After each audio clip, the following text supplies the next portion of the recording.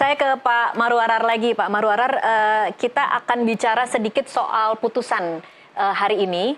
Agak teknis, saya ingin komentar Anda soal bagaimana sebenarnya pemohon itu adalah orang-orang dari partai yang tidak punya kursi. Tetapi kemudian Hakim MK memberikan putusan yang berlaku untuk semua parpol. Komentar Anda seperti apa? Ya, saya kira MK menyadari sendiri nih dalam kondisi kita sekarang apa yang dikatakan kabut di dalam proses transisi demokrasi yang tersumbat ini. Saya sendiri melihat sudah hampir putus asa sebenarnya ketika koalisi yang gemuk ini itu menghilangkan suatu kontestasi dalam demokrasi. Itu sebenarnya sudah mendekatkan diri kita kepada apa yang dikatakan soft authoritarianism, di mana dengan koalisi gemuk seperti itu, baik di pusat misalnya di DPR pusat maupun nanti di daerah, tidak ada check and balance. Dan inilah sebenarnya yang kita sangat sambut betul ini putusan MK itu. Dia memberikan satu shock terapi terhadap hampir ini kemacetan demokrasi kita ya, yang di dalam zaman reformasi kita akan berjalan menuju transisi, menuju suatu konsolidasi tertentu mungkin setelah 2 pemilu lagi sedemikian rupa sehingga kita bisa masuk ke cita-cita kita suatu negara yang demokratis. Tetapi sumbatan ketika ini muncul apa yang disebutkan koalisi menjadi sedemikian rupa gemuk dan kontestasi bisa terjadi hanya oleh satu pasangan dengan melawan kotak kosong. Itu sebenarnya sangat berbahaya ketika kemudian apa yang dikatakan tadi koalisi gemuk itu bisa dikatakan soft authoritarian, bisa bergerak dia kepada otoritarian yang mutlak, dan itu sangat bertentangan atau mundur sekali dengan cita-cita kita pada waktu reformasi. Saya melihat putusan itu sebenarnya di dalam konteks ini. Kalau menurut Anda, analisa Anda melihat komposisi hakim hari ini, mengapa begitu ringan hari ini mereka memutus seperti itu dibandingkan putusan sebelumnya?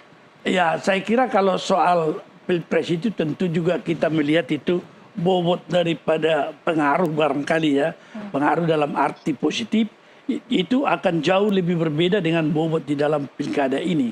Dalam artian bahwa semua pihak yang berkontestasi di dalam penentuan pimpinan nasional itu akan berusaha sedemikian rupa besarnya, tentu saja mempengaruhi hakim baik dengan cara-cara yang baik saja misalnya, itu akan cukup memberikan tekanan dengan memberikan pendapat-pendapat, terutama sekali dengan apa yang dikatakan penafsiran terhadap misalnya apakah suatu proses pemilu yang berlangsung kemarin ada dianggap cacat dari sudut misalnya bansos, BLT dan lain sebagainya yang dianggap ada campur tangan dari presiden. Tentu di sini bisa ada perbedaan paham, ada orang yang melihat secara strict bahwa kalau di masa lalu kita memperlakukan itu strict kalau ada campur tangan aparatur yang bisa berpengaruh kepada jajaran pemerintahan dari atas ke bawah, itu kita katakan itu tidak lagi suatu pemilu yang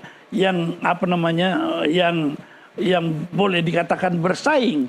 Oleh karena itu di dalam beberapa daerah di masa lalu itu langsung dinyatakan hasil pemilu itu menjadi batal dan dia diperintahkan bahwa pasangan calon yang kalah langsung ditetapkan menjadi calon pemenang.